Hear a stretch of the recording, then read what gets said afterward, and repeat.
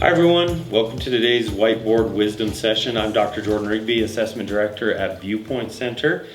Just want to spend a few minutes today talking about team assessments and kind of the goals of them. The first thing we really have to talk about is like the goal and what we're trying to do. So a lot of evaluations, a lot of situations are very complicated. They're very messy. There's a lot of different pieces, a lot of different symptoms, a lot of different environments.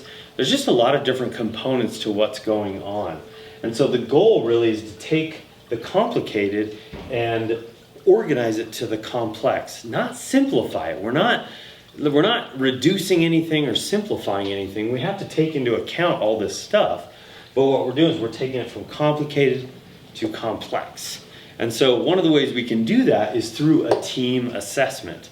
So a lot of different people working on the same case or trying to figure out what's best for the individual. And some of the challenges with a team assessment is a lot of different perspectives. You have a lot of different cooks in the kitchen with different opinions, different backgrounds, different training. And so sometimes it can be difficult for everybody to come together. And it's not that one is wrong or the other is right, but it's just a different lens. It's a different perspective. And so these are some of the approaches that I want to talk about that help kind of resolve that same thing. The first one is a multidisciplinary assessment. Essentially, this is different individuals that come to a conclusion based on their experience, their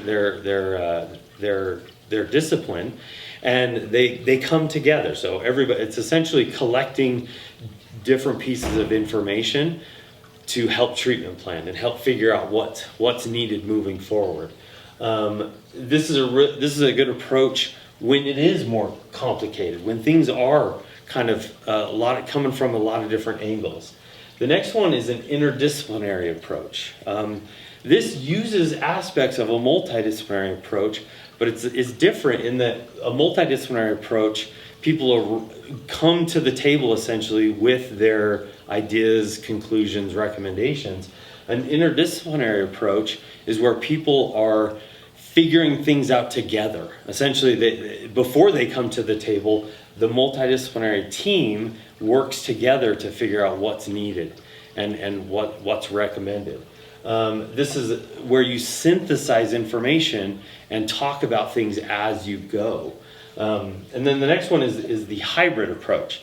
Now this takes things from both the multidisciplinary and the interdisciplinary approach, where ideally with a hybrid approach, you have an interdisciplinary team.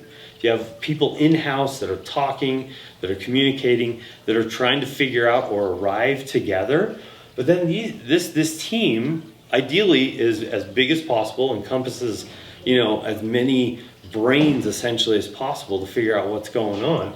But they also know their limitations, and so they bring in other individuals. That's kind of the multidisciplinary approach, part of the hybrid, where you have a team, an in-house team that is trying to figure out what's best and what's needed and what's going on. But then they also understand that they may need to reach out to other individuals. And so a hybrid approach is, in my opinion, one of the more ideal situations for very complicated situations. You have individuals that are all trying to figure things out in real time, what's going on and what these kids and adults need. And with a hybrid approach, you can really take the complicated, organize it, and make it complex. So thanks for stopping by. If you have any questions, I'm always here. We're always available to answer any questions at Viewpoint Center.